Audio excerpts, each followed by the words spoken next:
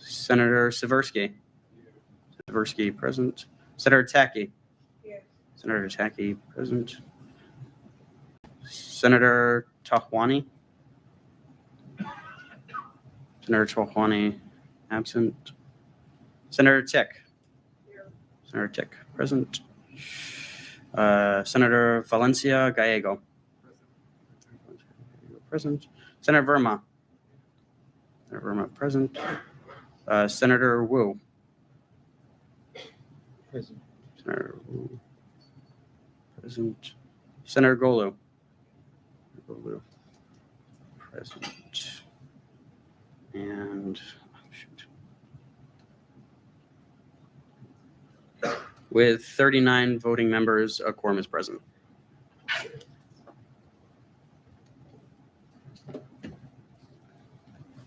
The minutes from the last Senate meeting were sent out 48 hours prior. Are there any corrections to the minutes? There being no corrections, the minutes stand approved without objection. Oh, my bad.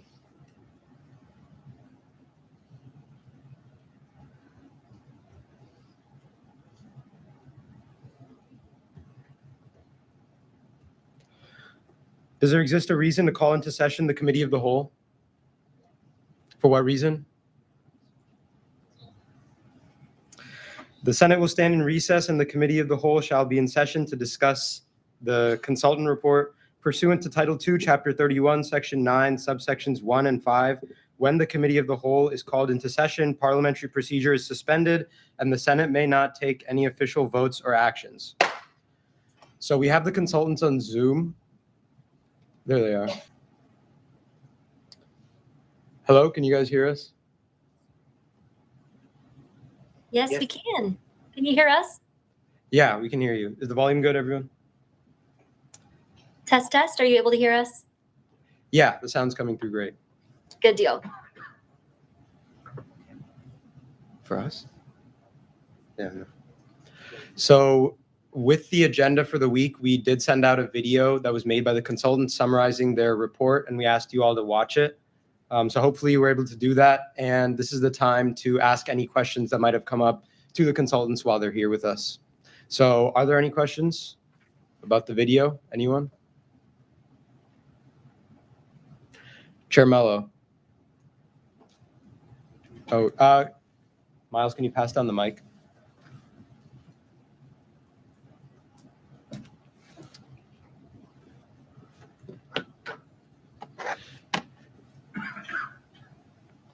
Yeah, so I was curious about, there's a mention of like our technology being old, I think with like Campus Pulse or being outdated. So I was curious about your perspectives on that and if you had like ideas for replacement technology or like what made you identify that as an issue.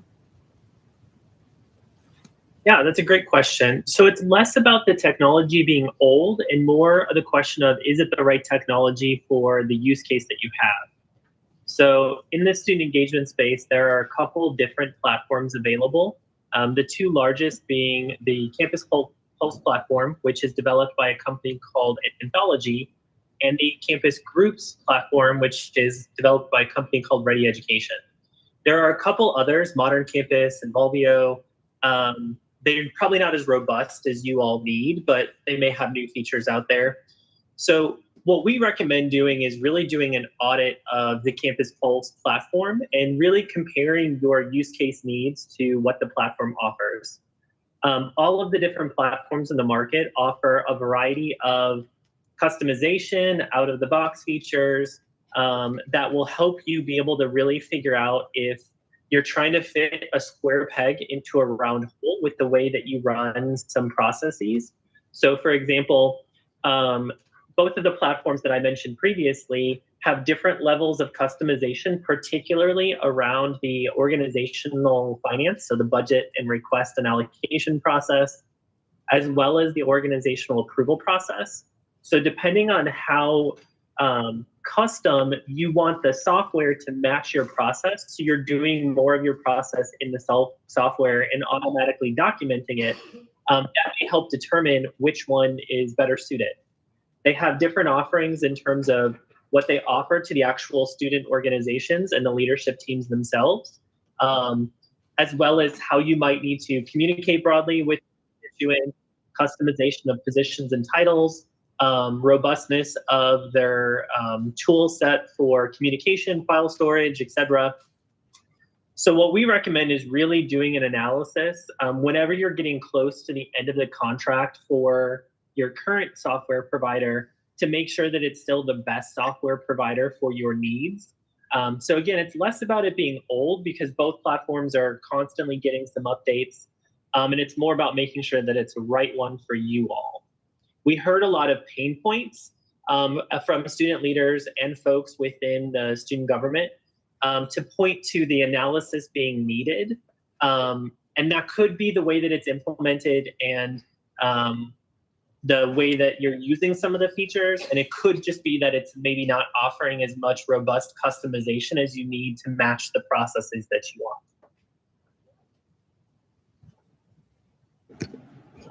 Good question.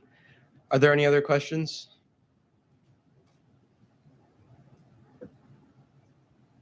Yeah, Senator Wu.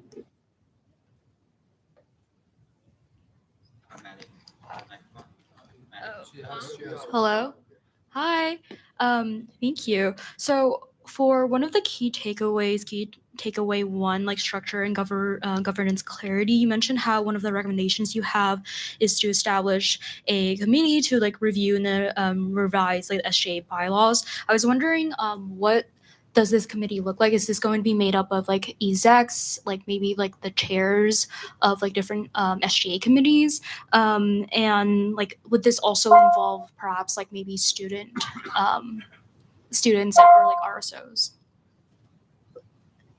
That's a great question. So in terms of the structure, we recommend a representative committee, but I think the final decision about committee membership would be left to the current SGA leaders. We would ask the SGA leaders to work together to make sure that it is representative, to make sure that any proposed changes or suggestions would solve and simplify instead of unintentionally creating problems with a lack of representation. And so there's a couple of ways that you can do that. By even having almost advisors to that committee. So you could have it made up purely of SGA members and seek input from those changes would impact. Or you could have a broader committee representation. But we didn't specify exactly who those members should be, but would leave that to SGA leadership. Yeah, President Borowski.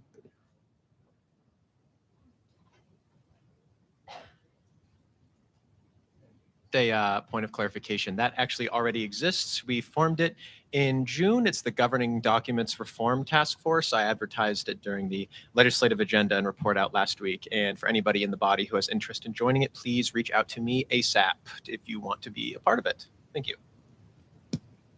That's great to hear that that's already started. Thank you. Are there any other questions? Anyone? Anyone got a question?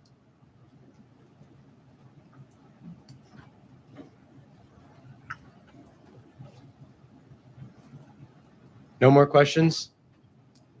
Must have been a pretty good video then. Is there a question? Was it? Okay. Well, I guess if there's none more, then we'll wrap up the Q&A. Thank you guys both for coming. We really appreciate it.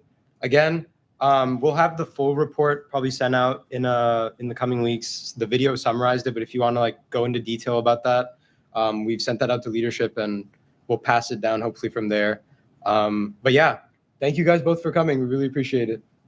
Absolutely. It's been Thank a you. pleasure to be engaged with you all. We really appreciate the commitment both of the students that we interacted with as well as administration. We hope that you all see the engagement in this audit as an investment in the incredible work that you all are doing and the importance of that work. So it's been a pleasure for us and we appreciate everything that you've done and are cheering you all on as you just get underway with thinking about making changes.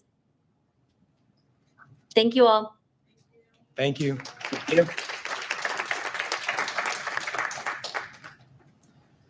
So yeah, just as a reminder, The task forces were formed over the summer, as Mike said at the first meeting, for governing documents reform, registry, and finance. So if you're interested in working on any of those reform task forces, reach out to Mike and Gianna as soon as possible. But yeah, is there any other business for Committee of the Whole? I think so, right? Yeah. Now we have a presentation by Chair Mello from the Academic Matters Council on the calendar proposals for the future.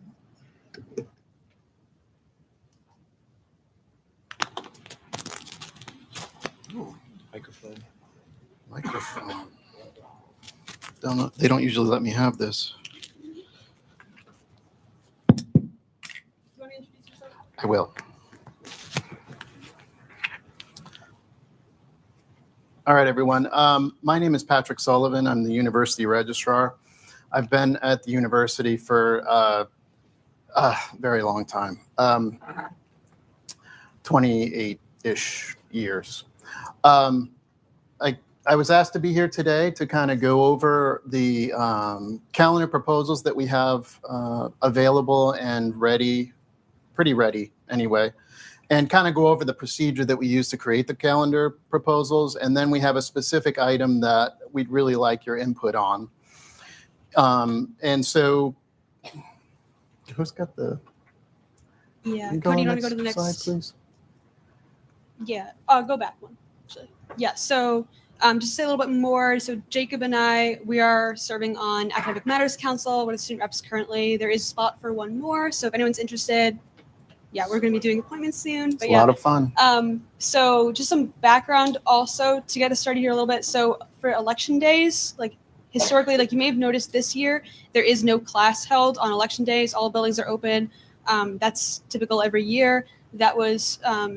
it's the case because students in the student government years ago pushed for that to happen. And so one of the things we want to do right now is just see how we're all feeling about reiterating that change. Again, this is Committee of the Whole, so this is the informal part of session. So at any time, please feel free, just raise your hand, speak, anything.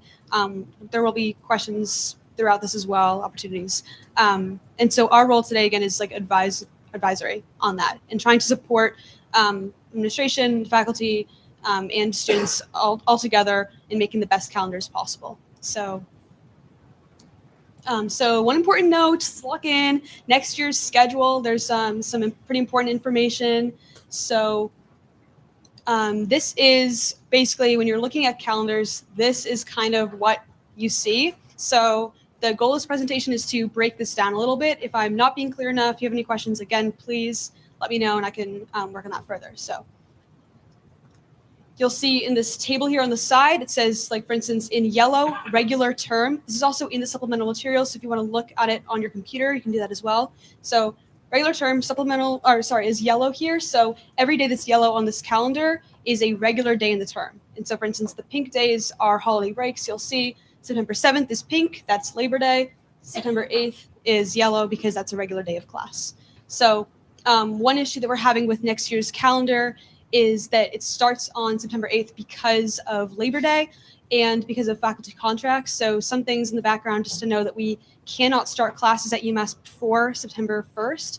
And so if we did start on September 1st next year, that would mean that you're not getting Monday. And then again, you're not getting the following Monday because of Labor Day. So you'd be going through the full add drop period with no classes on Monday. So that's not fair. That doesn't work for really anyone, right? So that can't happen. So it has to start the week after, September 8th. And so that means we're kind of pushed back, which is going to lead to some other major issues. So there's no class on November 3rd because it is election day. It's midterm year. Typically, classes off. So, and then also just to note for Thanksgiving week, the Tuesday there is a Wednesday schedule. So you're having Monday, Wednesday, and then 3 days of break. That also means that, for instance, some faculty who teach Monday, Wednesday classes may have to teach both days, while Tuesday, Thursday, faculty may not have to teach at all. Same thing for classes. Or if, for instance, you go home for break on the Friday night, then you might be missing 2 days of class for the same classes. So that's also a problem. Really, no one's happy overall with the schedule, but it's the best that we can do with what's currently available for constraints. Any questions so far? Yeah, Esther. Yeah.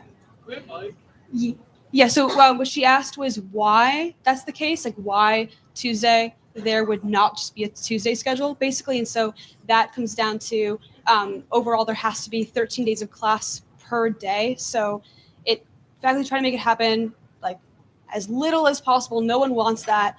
Faculty aren't happy, students aren't happy. We all have other responsibilities and stuff that happens on certain days. So, but overall, like you have to have a certain number of days going on for each class. So if you didn't have it that week, like you'd be pushing stuff around for other weeks, making other messes. So that is like currently the way that this is the schedule that is approved for next year. This is what's going to happen. That's a bit of why. Like there has to be a certain number of classes. Yeah. Does that make sense? Yeah, so I'm gonna get to that. Yep. So there are no days between semesters. So you're going right from fall finals right into winter session. You're gonna go back right into spring. So that's not ideal. And then there is winter class starting on Christmas Eve. It is asynchronous and online. So for students who are taking that, typically you wouldn't still be having to have class. Like theoretically, you could not do the work that day and do it another day instead, typically for most classes. But the way that the schedule is, school gets out like final exams. The last one would end 9 p.m. on the 23rd, right? So that means that move out is the following day according to policy at university. So move out would be the 24th at 10 a.m., which means after students move out at 10 a.m., RAs have to do room checks. The way the current policy is, and Jacob can speak more to this, the way this currently is, RAs would potentially have to work until 5 p.m. on that day because when you have 10 a.m. move out, they have to do RA checks and work or be available to work until 5 p.m. Yeah. So the contracts that RAs and PMs have to sign, they're going to be renewing their contracts this year and in the upcoming weeks. It mandates that RAs have to stay till 5 p.m. the day of closing. I've been in conversation with the RA-PM union about this, informing them of what's going on as the main collaborator and the representative of the SGA with the union. We just want to make sure that they're aware of what's going on so that they can communicate with the RAs and PMs, see what they're feeling so that we can discuss with the Res Life department potential action items and solutions that we can look to get RAs out of the buildings before 5 p.m. It's Christmas Eve. Even for those who aren't acknowledging the holiday, we want to get them out of the traffic. No one wants to be on the Pike or 202 at 5 p.m., 6 p.m. That evening. That meeting is coming up. Anyone who wants to be a part of that, just email me or email Cass, and we can get you in those meetings. Let me just add that part of the reason that's happening in this particular calendar is that Labor Day is as late as it can be, and so there's just no way to get 65 class days in and 5 days of finals without running up against Christmas Eve. Yeah. So, Gianna. Yes. I have a question specifically about the add drop period. Is that a mandated number of days, or could the add drop period have been extended to include the Monday? So what we've done, there were, I guess it was, 3 or 4 years ago now, we did do something like that where we started on Tuesday and then we made the next Tuesday a virtual Monday. So we did get one class day, but it was awkward because nobody likes it when a day has to be another day. It's confusing, and especially for our 5 college colleagues that come to campus, it's not happening on their campus, and so it creates conflicts for them too. Thank you. I have a follow-up question. Was Res Life consulted at all about the strain that this may place on students with religious observance on that day? Res Life is involved in the calendar creation. They have representatives on all the bodies. Thank you. Mm-hmm. Yeah, this issue was not formally talked about and discussed until after the passage of the calendar also, really. So it's like an awkward realization, I think, for at least Jacob and I afterwards of what's going on. That's just the current state. And so this is part of why we want to have this conversation also about the other calendars that we actually can make real changes on, change the days so that we don't have to go through the RA-PM union. We can actually make the decision here ourselves, work on what we all feel is best. So, yeah, Cody. Yeah. Okay, any questions after this? Yes. I know you guys touched on this, but I'm a little bit confused. I'm hoping you can clarify for me. So regarding the add drop issue, is the issue that say like for a Monday, Wednesday, Friday class, you would just have one of that class in that period? So some classes only meet once a week. Yeah. So you could have a class that meets for an hour on Monday. And so then you're not getting the first Monday, you're not getting the second Monday, and then you're deciding that by the end of add drop period to decide if you're going to have that class or not while you have not been in that classroom.